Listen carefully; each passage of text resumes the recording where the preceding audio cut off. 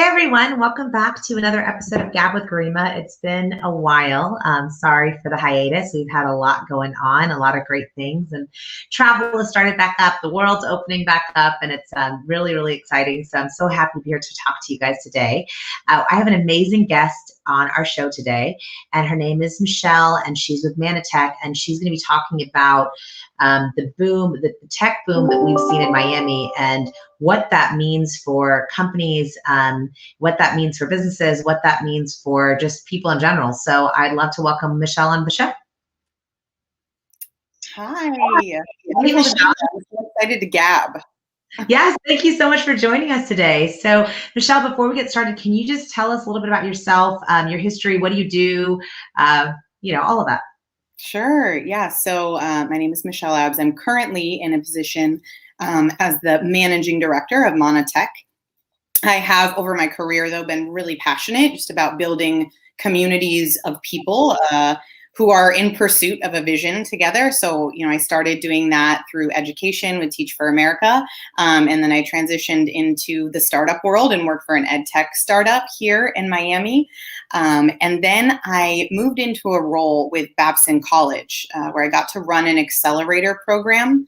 So Babson College is known for being the #1 school in entrepreneurial education, and they saw this gap around access for female founders. So they created an accelerator program that I launched here and ran in Miami, helped launch and scale 60 female-founded businesses. Wow.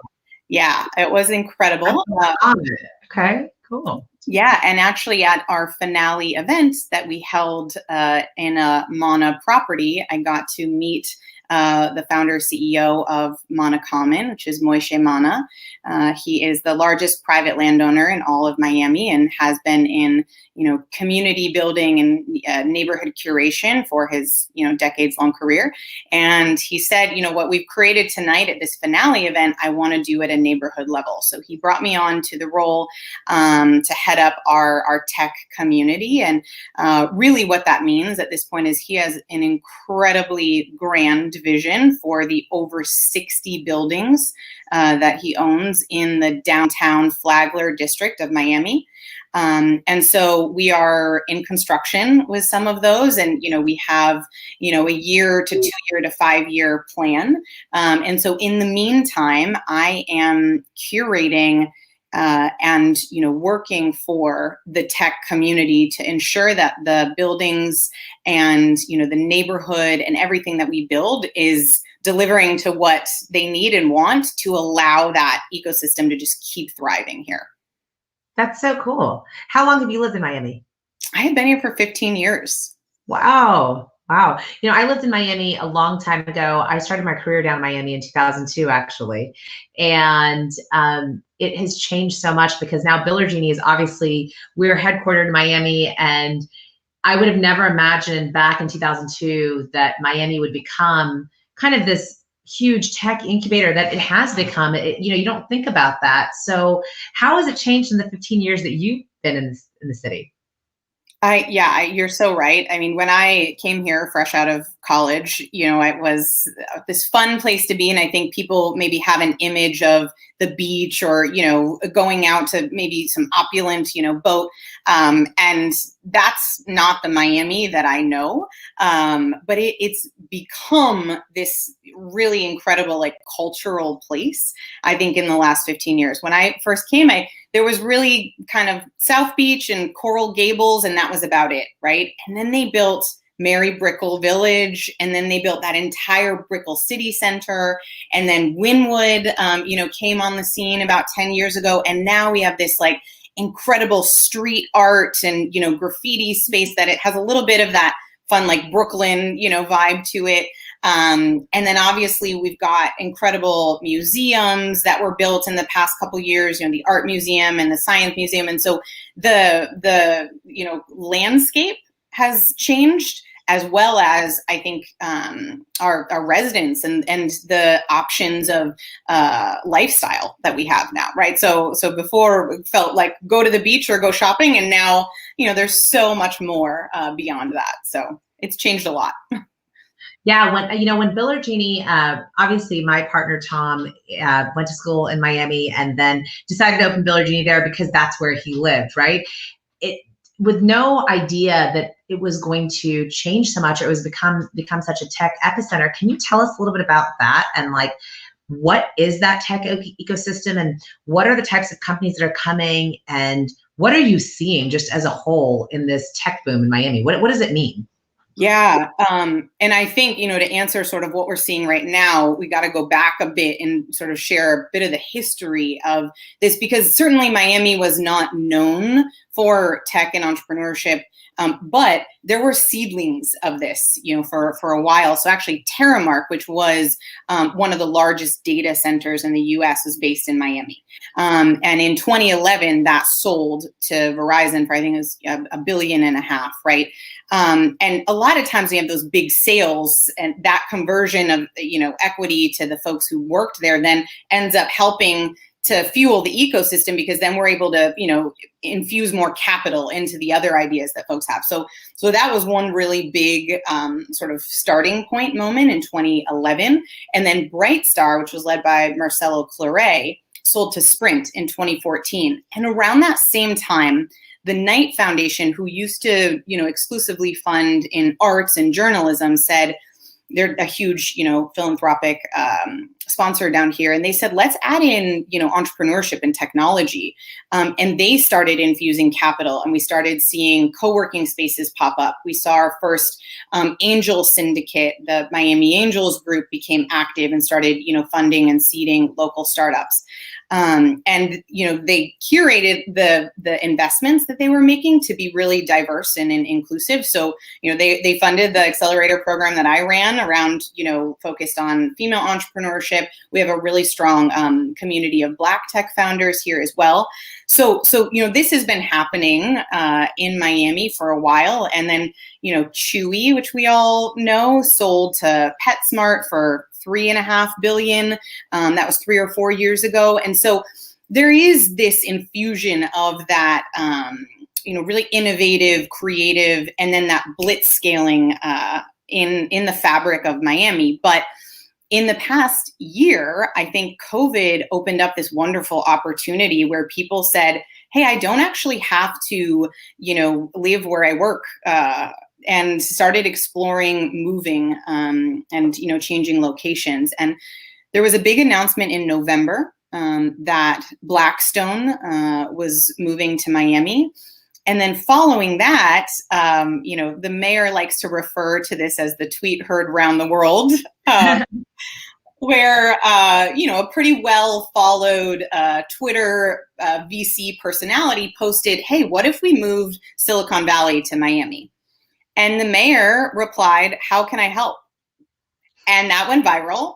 And that was the first week of December. And then from there, it's sort of been on hyperspeed of folks who maybe didn't even, realize that each other were here, started announcing that they were here. So, all of a sudden we see founders and investors that move down here, like Alexandra Wilkes, I always say her last name wrong. She's the founder of Glam Squad and the Guilt Group. So yeah, when, us ladies are getting our hair done, we know who they are. We had some really big names move down. Keith Rabois, John Oringer is the founder of Shutterstock. And, then they start attracting the founders in their portfolio companies. And so we start seeing this movement of, both early stage companies and then companies that are closing $20 million rounds, $40 million rounds. So the energy here is literally palpable right now. And everyone's just excited to build on the history of what tech has been in Miami and really take it to the next level. Awesome. We've got some great comments. So thanks all of you for listening. And also Nishant, that's really exciting that you are planning to move to Miami after graduation as an app developer. I know that I think you're currently located in maybe Orlando or something, but I think it's great that you're planning on moving there for those reasons. So it's so awesome to see this influx into Miami. And being a mostly Florida native myself, I've always had to travel a lot for work. because my companies were always in New York or Texas or Austin or Silicon Valley, and so to find this tech hub kind of in Miami is completely different than I know what I have kind of grown my career with. So it's really exciting. But what do you say to all the people who, when they picture Miami, they picture that Bad Boys 2 scene or Scarface, and they're looking at, like the drug trade and every just partying all the time and just everybody's completely distracted and not being able to get work done. I mean, what do you say to that? I say come here and stay here for longer than a weekend, and you will see and feel that it is not that, right? And I feel I've been saying this for so long, to folks, and now people are really starting to come and experience this and see that, yes, there's some of that, still here. Of course, it's Miami. There is a lot of this sort of cultural vibe that we're proud of, like, dancing around the streets at Calle Ocho, like that's always going to be part of the fabric of Miami, and that's super cool.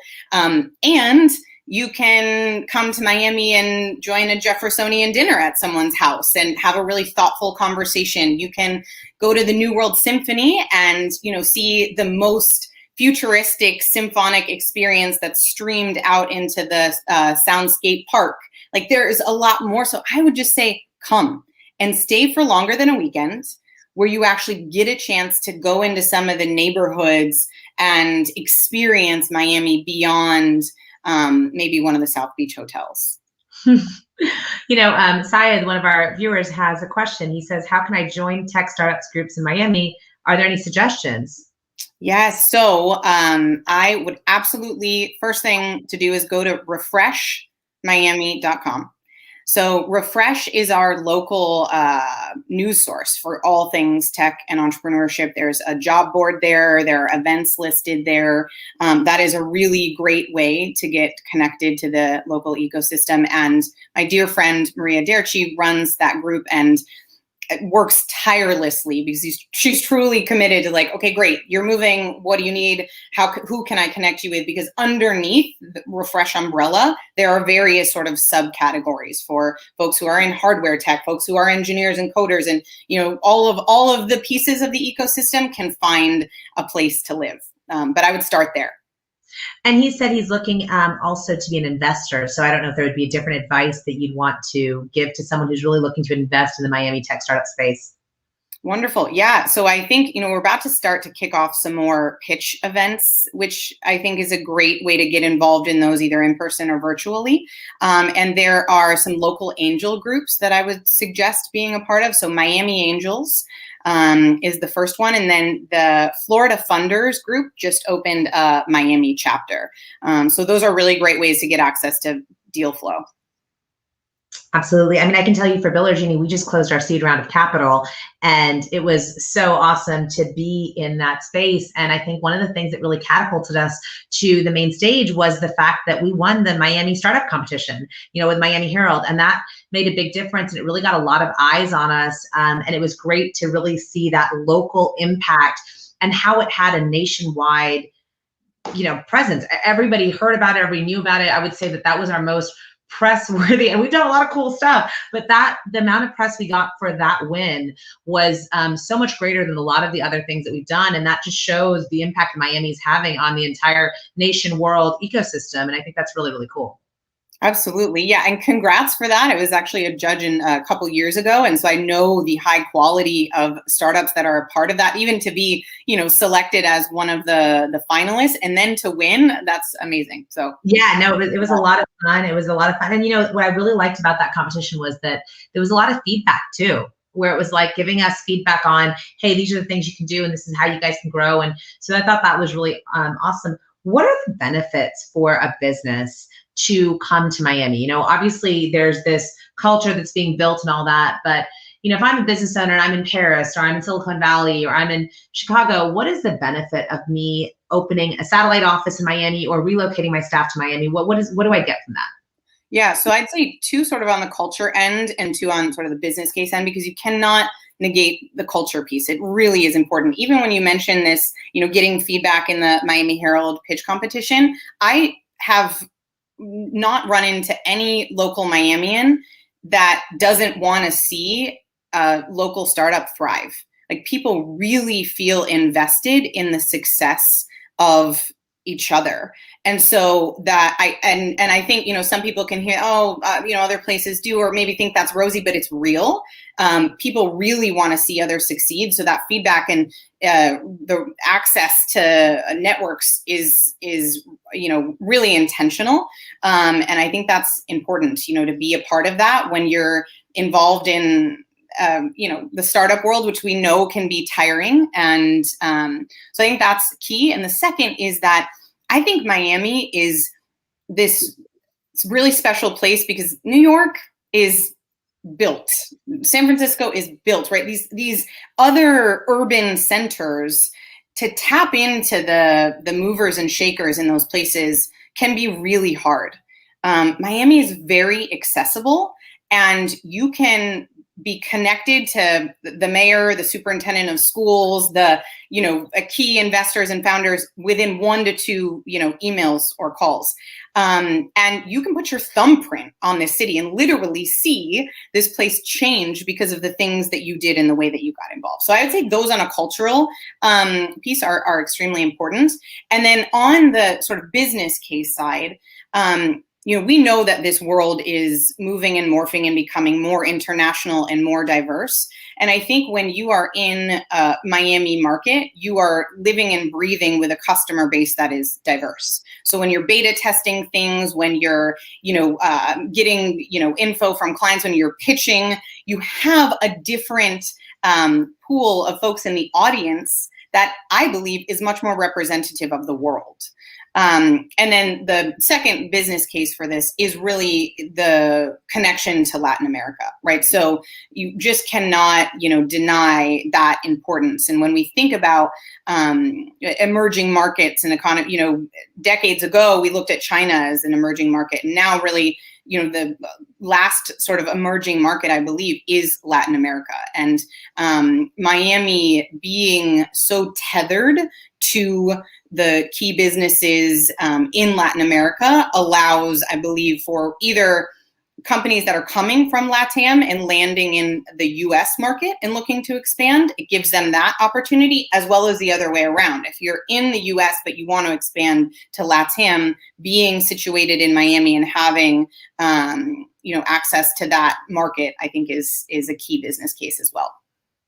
Yeah, and I would say that as a business in Miami, we have employees in El Salvador, we have employees in India, we have employees kind of in a lot of different places. We work with companies in California and all that. So the ease of time zone as well as travel is a huge thing that we have out of Miami, right? I mean, you can literally fly anywhere you need to pretty quickly, and you're usually not that far off from a time zone perspective, whether it be to Europe or to California, and being right in the middle makes that very easy to conduct business in a global economy.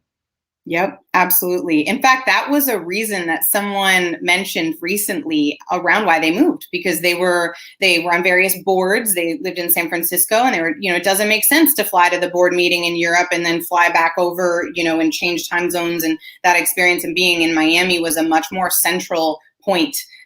So yeah, that's another key piece. We have a question from Prashant Chaudhary. He said, how do we open an office in Miami as we're financial consultants in India? What is the scope that you can think of? Do you have any quick tips for him? In terms of opening an office, I would go to an organization like the Beacon Council. So they're our county-wide economic development engine.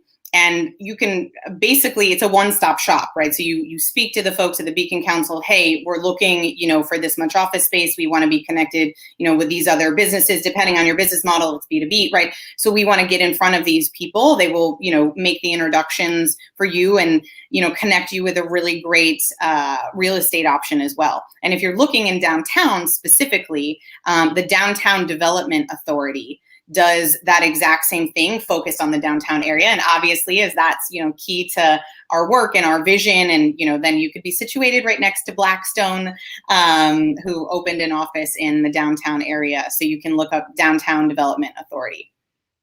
And the amount of money and capital coming to Miami or pouring into Miami right now is insane. I mean, you mentioned Blackstone.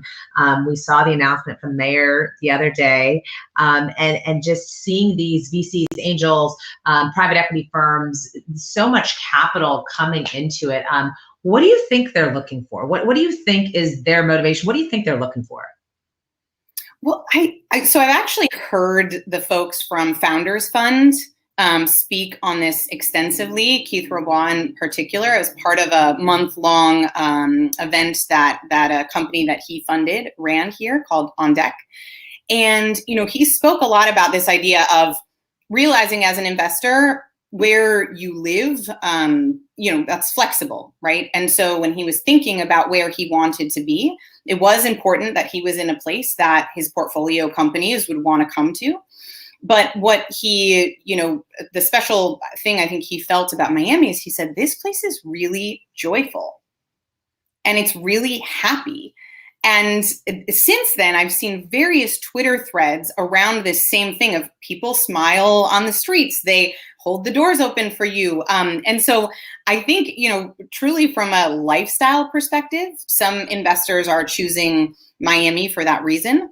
But I think as more, firms open and more capital comes here, folks realize that having a cluster together, I mean, that's the whole thesis of building a neighborhood for tech and innovation, is that when you cluster folks together, you get things done faster. There are more of these sort of serendipitous collision points, right? And so from an investor standpoint, I'm sure they're thinking, well, now we can co-invest alongside all of these folks. We have an office down the hall from so-and-so, and we might hear about, who's in their pipeline and what types of deals they're seeing. And so I think then it magnetizes the rest of the capital to kind of to consolidate and be near each other. Okay, awesome. Well, we're running out of time. I know we have a lot of questions, but hey, all of you that have questions, feel free to DM us, send us comments, whatever. Michelle has been awesome to give us her time. But Michelle, if you wanted everybody to go away with one or two takeaways, what would those be? So we would love anyone who is entrepreneurial, creative, innovative to join us in Miami and integrate into, the work that has been laid here before, this infusion of excitement and momentum came, and integrate into the community.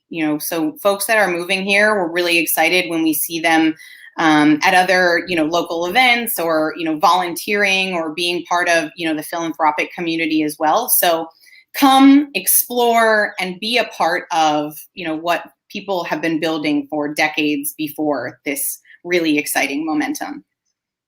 And we can definitely attest to that. As a startup, a tech company in Miami, we see the benefits of being there on a day-to-day basis.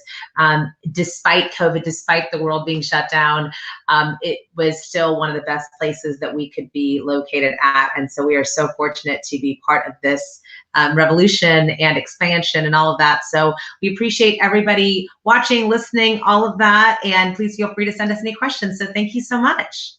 Thank you so much, Michelle. Thank you. Bye.